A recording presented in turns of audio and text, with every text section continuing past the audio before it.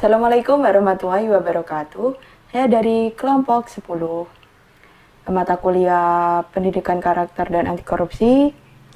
Jadi di sini saya akan menjelaskan mengenai PPK berbasis budaya sekolah. Jadi yang akan kita bahas itu mulai dari pendidikan karakter berbasis budaya sekolah itu bagaimana uraiannya, terus kemudian ada strategi penguatan pendidikan karakter berbasis budaya sekolah.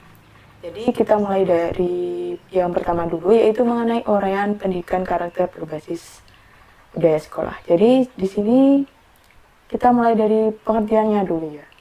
Jadi pendidikan karakter ini adalah suatu proses untuk menumbuhkan, mengembangkan, dan mendewasakan kepribadian seseorang melalui internalisasi nilai-nilai moral yang berlaku di lingkungannya.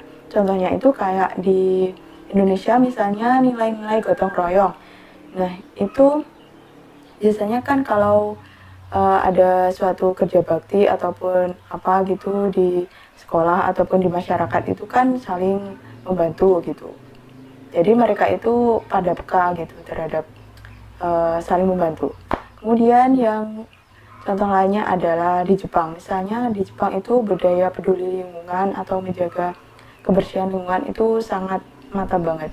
Nah itu kalian bisa lihat kalau ada sampah itu mereka itu memilah-milahnya. Jadi kalau ada plastik ya plastik, kemudian tutup botolnya ya tutup botol semua, wadah jajan apa ya wadah jajan apa gitu, disendiri-sendirikan. Kemudian pengertian budaya sekolah. Jadi budaya sekolah itu adalah suatu tradisi sekolah yang tumbuh dan berkembang sesuai dengan semangat dan nilai-nilai sekolah tersebut. Misalnya sekolah antara sekolah A, sekolah B, dan sekolah C itu kan memiliki ciri khas ataupun nilai-nilai tertentu yang dianutnya. Seperti kejujuran, kecerdasan, kebersihan, kemudian kepedulian, dan lain-lain. Nah, kalau pendidikan karakter berbasis budaya sekolah ini, menurut hemat penulis, menurut saya ya, jadi itu suatu upaya untuk menanamkan nilai-nilai tertentu yang berlaku di lingkungan sekolah tersebut untuk mendewasakan, menumbuhkan, dan mengembangkan karakter siswa agar bisa tercapai gitu nilai-nilai yang akan diinginkan. Contohnya pendidikan karakter berbasis budaya sekolah ini contohnya adalah seperti upacara setiap hari Senin, kemudian melakukan piket kelas untuk menjaga kebersihan, sholat berjamaah duhur ataupun sholat berjamaah sunnah yang lainnya, kemudian berdoa sebelum pelajaran dimulai, kemudian mengucapkan salam apabila bertemu guru, tenaga pendidik, ataupun teman yang lainnya. Untuk strategi penguatan pendidikan karakter berbasis budaya sekolah ini bisa diperkuat dengan bentuk-bentuk seperti berikut. Seperti yang pertama, menekankan pembiasaan nilai-nilai utama dalam kegiatan sekolah sehari-hari, seperti membaca doa sebelum pelajaran, kemudian setelah memasuki gerbang sekolah itu misalnya salim kepada guru yang perempuan ya perempuan, yang laki ya yang kepada laki-laki seperti itu. Kemudian melakukan piket kelas ya kayak seperti itu untuk menjaga kebersihan lingkungan. Terus menekankan keteladanan orang dewasa dalam lingkungan pendidikan. Nah, jadi pendidikan karakter berbasis budaya sekolah ini harus menanamkan keteladanan dari seorang guru, misalnya menyuruh siswa untuk menjaga kebersihan. Nah itu guru juga harus ataupun tenaga pendidik ataupun orang-orang dewasa yang lainnya di lingkungan sekolah itu juga harus mencontohkan membuang sampah pada tempatnya. Terus membuang sampah pada tempat misalnya sampah anorganik sendiri dan organik sendiri, misalnya kayak gitu. Terus apalagi ya? Oh iya, misalnya dilarang merokok, di situ biasanya ada tempelan pamflet ataupun hal-hal lain di sekolah itu. Nah jadi gurunya itu di lingkungan sekolah ya jangan merokok kalau melarang siswa untuk merokok. Ya seperti itulah.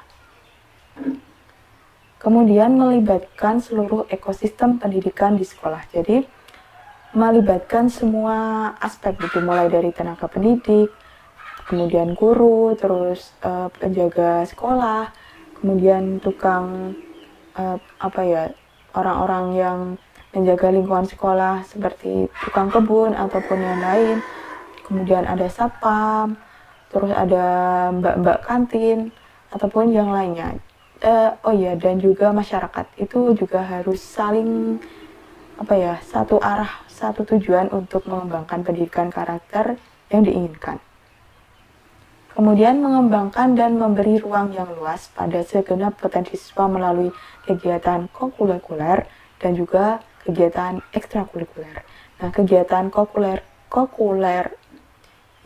kokurikuler ini adalah suatu kegiatan untuk menguatkan kegiatan intrakurikuler. Misalnya kegiatan intrakurikuler ya seperti pembelajaran biasa di kelas gitu. Nah, itu kegiatan kokurikulernya itu seperti kunjungan ke museum ataupun kunjungan ke tempat-tempat edukasi yang lainnya, kayak di pabrik ataupun hal lainnya gitu, untuk menunjang dan juga menguatkan agar lebih mendalami pelajaran yang telah dipahami di sekolah. Nah, kalau kegiatan ekstrakurikulernya itu ya kayak pramuka ataupun kegiatan menari ataupun menyanyi, terus kayak di PMR ya kayak gitu, untuk melatih tentang kesehatan gitu. Nah, memberdayakan manajemen dan tata kelola sekolah. Jadi ini juga sangat penting. Selain dari aspek ekosistem, guru, semua seluruh warga negara sekolah, jadi ada manajemen tata kelola sekolah juga. Jadi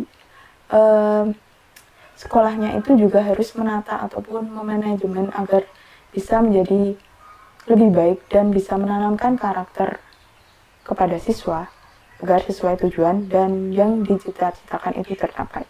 Kemudian mempertimbangkan norma, peraturan, dan tradisi sekolah. Jadi untuk menanamkan pendidikan karakter itu nggak asal ya ini apa ngurus ini atau apa. Nah, itu harus mempertimbangkan norma dan peraturan terus tradisi sekolah yang berlaku di lingkungan ataupun di sekolah tersebut gitu, seperti itu. Jadi kurang lebihnya seperti itu. Jika ada pertanyaan ataupun hal yang kurang jelas, kalian bisa menanyakan di Google Meet ya, ataupun di Google Classroom. Oke, sampai jumpa di pertemuan nanti. Bye. Wassalamualaikum warahmatullahi wabarakatuh. Bye.